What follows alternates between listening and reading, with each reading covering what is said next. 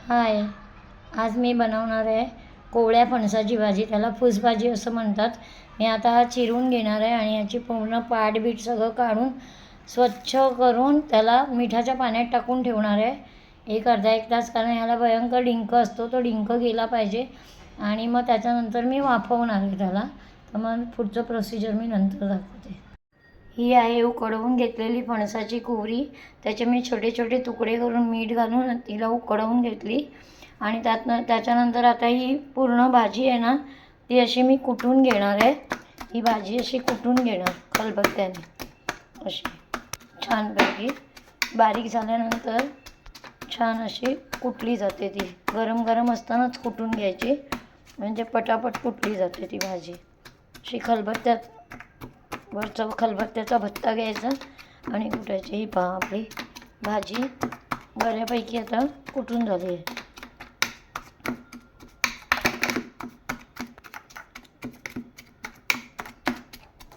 अशी छान अशी कुटली गेली आहे. आणि त्यामध्ये लागणारं आता साहित्य सांगते मी. कांदा, कढीपत्ता, भरपूर लसूण, ओलं खोबरं, कोथिंबीर, हळद, जिरं, हिंग आणि आपला हा मालवणी मसाला आहे. आता मालवणी मसाला, हळद आणि ह्याच्यामध्ये मीठ मी पहिलं शिजवताना घातलं आहे, त्याच्यामुळे मी परत मीठ घालणार नाही आहे. तर हळद, मालवणी मसाला ह्याच्यामध्येच मी मिक्स करून घेणार आहे आणि मग नंतर फोडणीला देणार आहे. आता फोडणीला देताना मी नंतर दाखवते. आता मी तेल गरम करत ठेवलं होतं आणि तेलामध्ये मी मोहरी आणि जिरं टाकलं आहे. आता ठेचलेला लसूण टाकणार आहे याच्यामध्ये. मोहरी जिरं फुटली की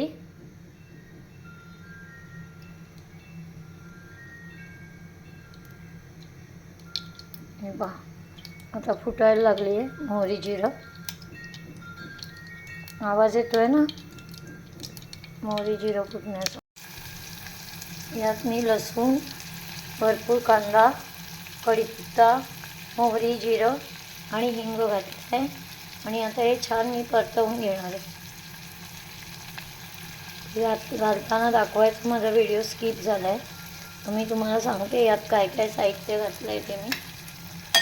बघा, लसूण, मोहरी, जिरं, हिंग, कढीपत्ता सगळं काय दिसतं आहे बघा छान. तर हे छान असं परतवून घेणार मी.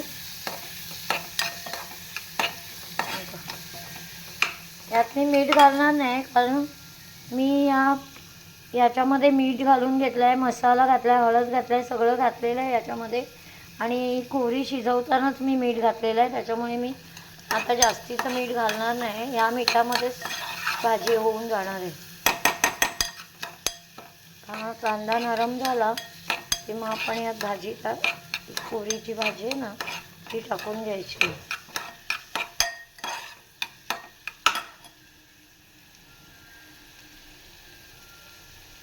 थोडीशी कोथिंबीर मी फोडणीत घालते आहे. फोडणीत पण छान असा सुगंध येतो मोहरी कोथिंबीरीचा.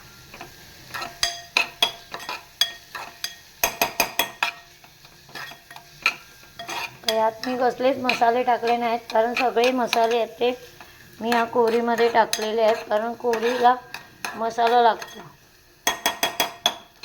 पूर्ण. आणि त्याला जर सोळून छान घेतलं ना की भाजीला पण छान चव येते.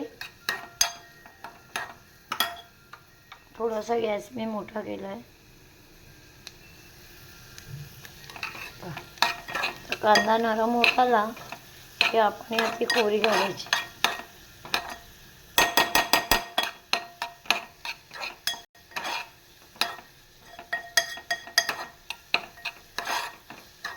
कांदा नरम होत झाला आहे.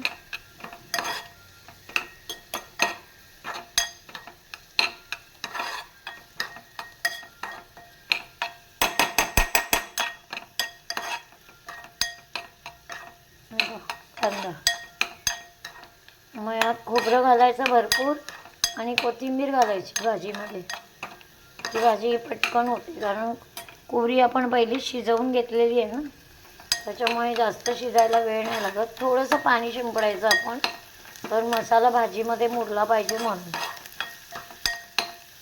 असं थोडासा पाण्याचा शिपका मार त्याच्यावरती. कांदा आता नरम होत चालला आहे छानपैकी मस्त.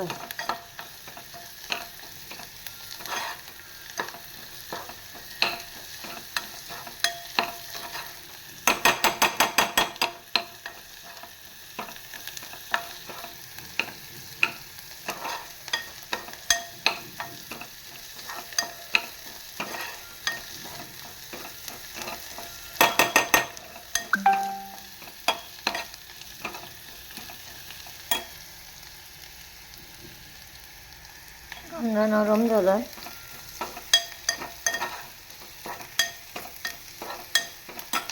गॅस छोटा करते आणि फणसाची गोरी घालून देते.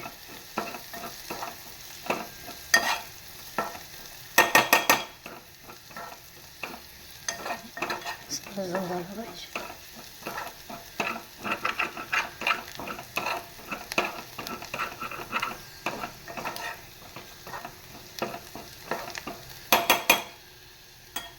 आणि यात गोरी घालून घेते.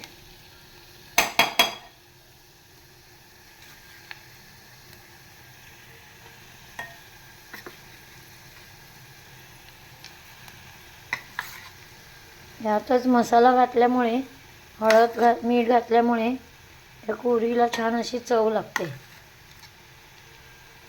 तेलावर परतण्यापेक्षा यातच घालून घ्यायचे आणि हाताने छान अशी चोळून घ्यायची.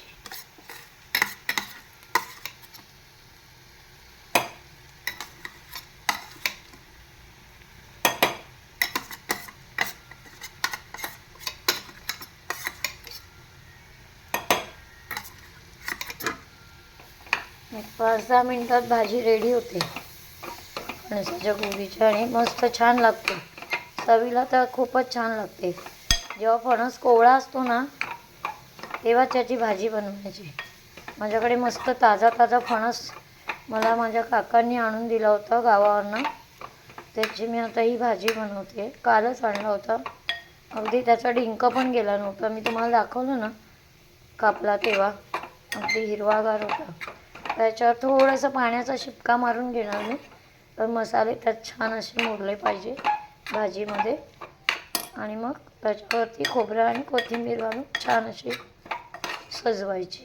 त्याच्यावर थोडं पाणी घालून घेते मी. हे बघा मस्त अशी छान फणसाच्या कोबरीची भाजी आपली रेडी झालेली आहे.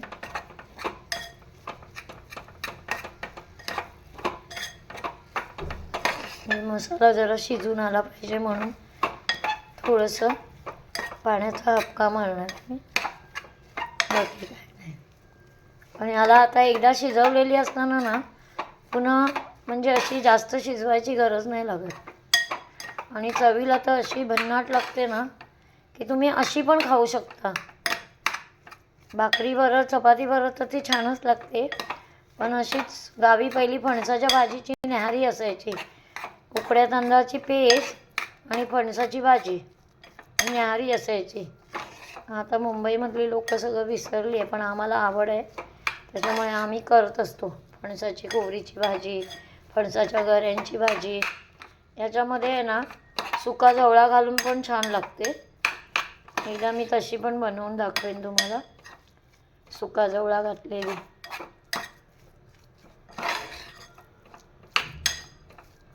किती सुंदर दिसते ना कोबरीची भाजी मस्तपैकी फणसाच्या.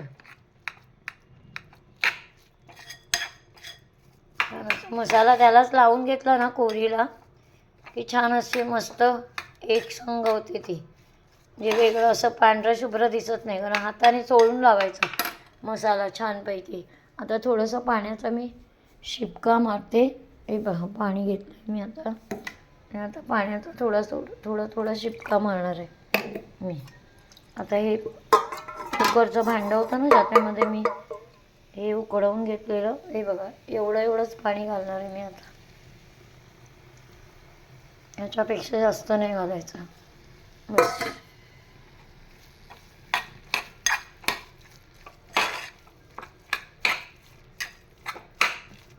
झाकण ठेवून एक पाप काढायची. नाही झाकण ठेवलं तरी चालेल असं काय हे नाही आहे. झाकण ठेवलंच पाहिजे. मस्तपैकी सुंदर भाजी दिसते. ती तोंडाला पाणी सुटेल एवढी छान दिसते भाजी. ही पहा मस्त.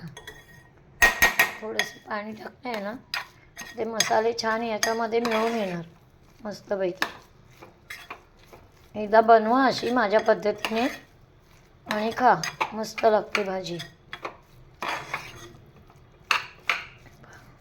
अशी सुटसुटीत झाली आहे भाजी.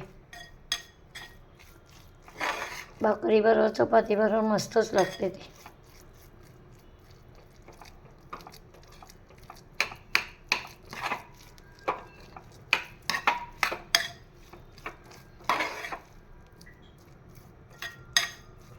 आता ह्याच्यावर मी खोबरं आणि कोथिंबीर घालणार की आपली भाजी झाली रेडी.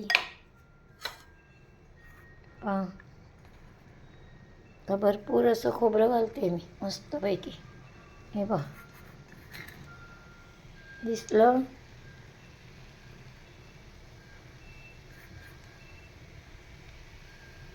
खोबरं आणि कोथिंबीर बऱ्यापैकी.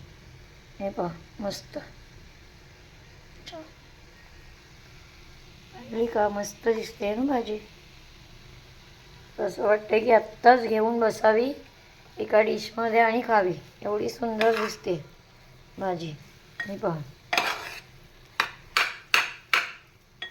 हे आहे आपल्या फणसाच्या कोहरीची मस्त ताज्या कोहरीची भाजी आहे ही फणसाच्या. हे पहा मस्त.